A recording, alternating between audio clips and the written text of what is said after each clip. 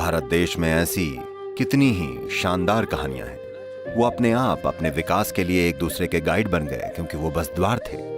तब आप देखते हैं आपका भाग्य खुद को उस दिशा में व्यवस्थित करना शुरू कर देता है।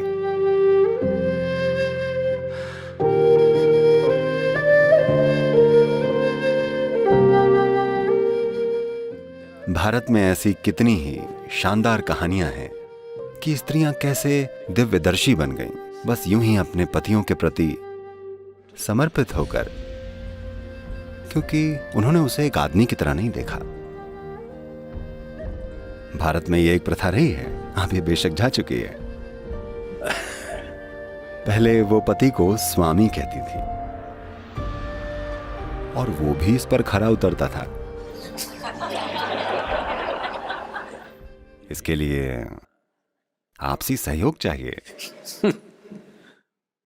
तो जब चीजें ऐसी होती थीं तो शुरुआत में हार्मोन्स होते हैं, वो हरकत में आते हैं, अपना काम करते हैं, भावनाएं होती हैं, वो भी सक्रिय होकर अपना काम करती हैं। उसके बाद आप अपने पति को पार जाने के एक द्वार की तरह देखती हैं।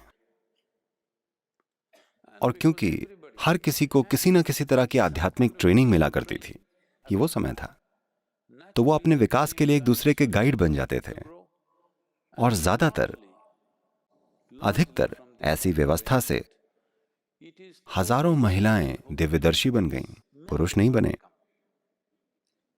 क्योंकि वो बस द्वार थे। जो द्वार से गुजरते हैं वो कहीं पहुंच जाते हैं, पर द्वार कहीं नहीं पहुंचता।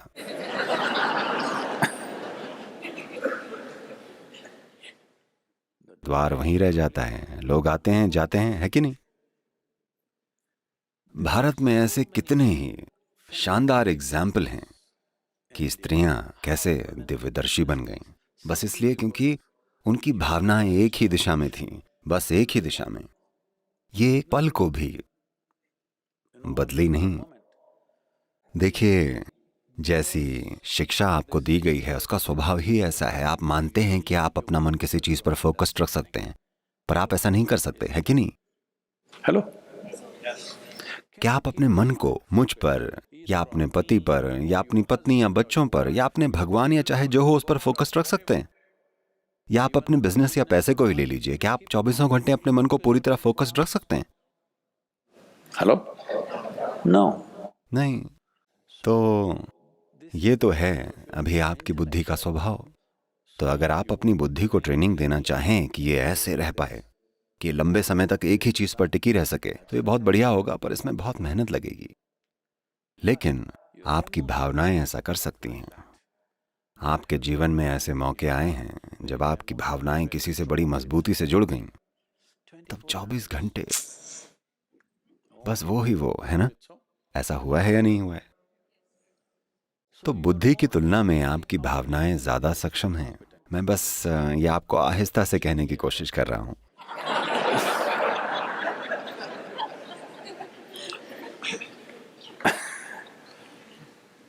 Hello, it okay? ओके है ना? औरतें कहेंगी ओके, उनके लिए आसान है। पुरुष कश्मकश में है क्या? चाहे आप आदमी हो या औरत, ये आपके लिए सच है। इस पर गौर करके देखिएगा। हो सकता है आपका प्रेम फोकस ना हो, पर आपका गुस्सा फोकस्ड होता है। वो भी एक भावना ही है। अगर आप तापमान पर या तीव्रता पर ध्यान दें, अपने जीवन के कितने पलों में आपको ऐसे विचार आए हैं जो कि गर्मा गर्म तीव्रता के साथ जल रहे थे, पर आपने ऐसी भावनाएं महसूस की हैं, है ना? हेलो? अपनी बुद्धि की तीव्रता को झटका देकर चढ़ाने की तुलना में अपनी भावना की तीव्रता को झटका देकर चढ़ाना ज्यादा आसान है, क्योंकि पहले वाले में बड़ी मेहनत लगती है। बुद्धि की तीव्रता को बनाए रखने के लिए बहुत सारा काम करना पड़ता है। The problem on the spiritual path is just this. आध्यात्म के रास्ते पर समस्या बस यही है, आप ऐसे फोकस्ड हैं, फिर आप देखते हैं आपका भाग्य खुद को उस दिशा में व्यवस्थित करना शुरू कर देता है। फिर आप ऐसे हो जाते हैं, कभी आप वैसे हो जाते हैं, तब भाग्य अव्यवस्थित होने लग जाता है। आप में से हर किसी ने जिसने इनर इंजीनियरिंग प्रोग्राम किया है, कभी न कभी ये अनुभव किया होगा कि जब आप कार्यक्रम में आए अचानक ऐसा लगा कि आपको अपनी जीवन का रास्ता मिल गया है, बूम। पर फिर आपने धीरे धीरे खुद का ध्यान भटका लिया और ये बिखर गया। आपको समझना होगा कि रास्ता तय कर लेने के बाद आपको रास्ते पर टिकना पड़ेगा अगर आपको उड़ना है तो। अगर आप ऐसे ऐसे ऐसे करेंगे,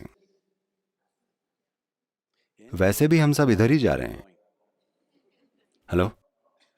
नहीं, सब सोचते हैं कि वो ऐसे जा रहे हैं, उसका कोई सबूत नहीं है। नीचे जाने का सबूत है, हाँ या ना? आपके पास कोई सबूत है कि आप ऊपर जा रहे हैं? नहीं, पर इसका सबूत है कि आप नीचे जरूर जाएंगे। हाँ, अगर आप उनमें से हों जो मंगल पर दफन होने का खर्चा उठा सकते हैं।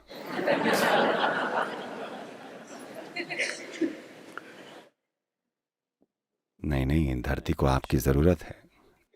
भले ही जिंदा रहते हुए आप काम के ना हों, पर मरने के बाद धरती को आप अच्छे लगते हैं।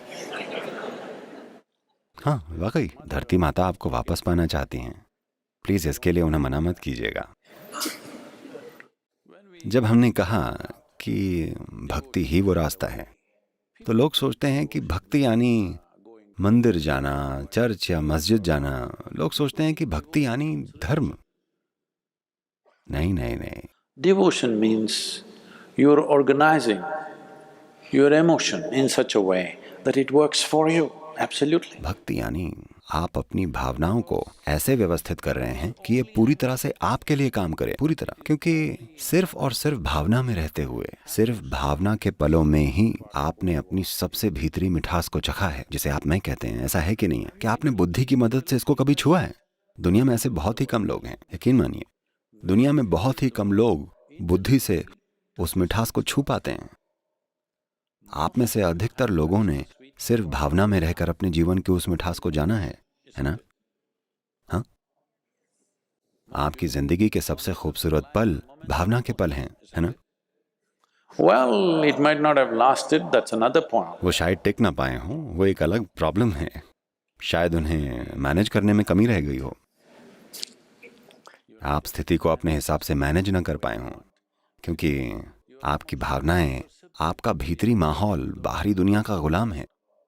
और मैं चाहता हूं कि आप ये समझें कि दुनिया में कोई भी पूरी तरह से बाहरी माहौल को मैनेज नहीं कर पाता है। हम इसे कुछ हद तक मैनेज कर सकते हैं। कभी ये हमारे हिसाब से चलता है तो कभी हमारे हिसाब से नहीं चलता है, कि नहीं? हेलो?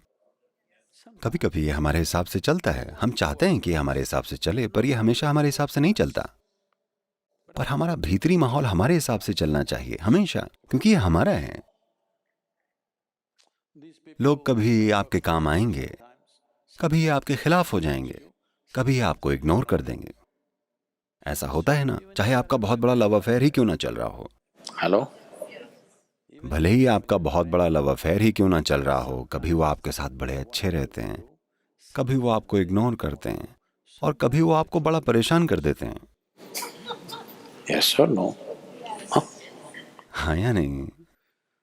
तो भक्ति का मतलब है अपने भीतरी माहौल को ऐसे व्यवस्थित करना कि आपका भावनात्मक आयाम हमेशा आपका साथ दे, आपके खिलाफ ना हो। और इसके लिए आपको इसे वहां बांधकर छोड़ देना होगा। भाग्य फिक्स हो जाएगा। मैंने आपको एक कहानी जरूर सुनाई होगी। एक बूढ़े योगी थे जो वेलंगिरी की पहाड़ियों तक पहुंचे। ये वेलंगिरी पहाड़ियां, ईशा योग सेंटर इन्हीं वेलंगिरी पहाड़ियों की तलहटी में है। ये मुश्किल चढ़ाई है, करीब 5,800 फीट ऊपर खड़ी चढ़ाई है। वो 80 साल से ज्यादा के थे। वो धीरे धीरे चढ़ते हुए ऊपर पहाड़ी पर जाना चाहते थे, क्योंकि वहां ऊपर एक पवित्र स्थान है। जो दुकानदार वहां बैठा करते हैं, ये बेवकूफ कभी ऊपर पहाड़ पर नहीं चढ़े। वो वहीं तलहटी में बैठकर बिजनेस करते हैं। तो छोटी मोटी चीजें बेचते हैं, कुछ खाने की चीजें, कुछ बीड़ी और तंबाकू और ये सब चीजें। वहां बैठे बैठे बीड़ी पीते पीते वो इस योगी को देखकर बोले, ओए बूढ़े आदमी, तुम्हें पता है ये पहाड़ी कितनी ऊंची है? हम भी वहां ऊपर नहीं गए हैं। तुम्हें लगता है तुम्हारे जैसा बूढ़ा ये पहाड़ चढ़ पाएगा?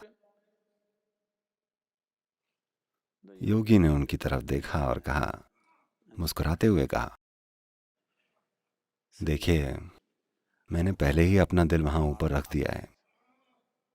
बाकी शरीर अपने आप पीछे पीछे चला जाएगा। आप मेरी चिंता मत कीजिए। मेरा दिल पहले से ही वहीं है। मैं भी पहुंच ही जाऊंगा। जहां आपका दिल है आप वहां कैसे भी पहुंच ही जाएंगे, है ना? हाँ, तो ये होता है अपनी भावनाओं के इस्तेमाल से अपने भीतरी माहौल को संभालना। यानी आप अपना दिल वहां फिक्स कर दीजिए और उसमें कोई बदलाव मत कीजिए। वो पहले से ही वहां है। अब आप चाहे यहां देखें, वहां देखें, चाहे जो भी करें, आपका दिल आपको उसी तरफ खींचता रहेगा।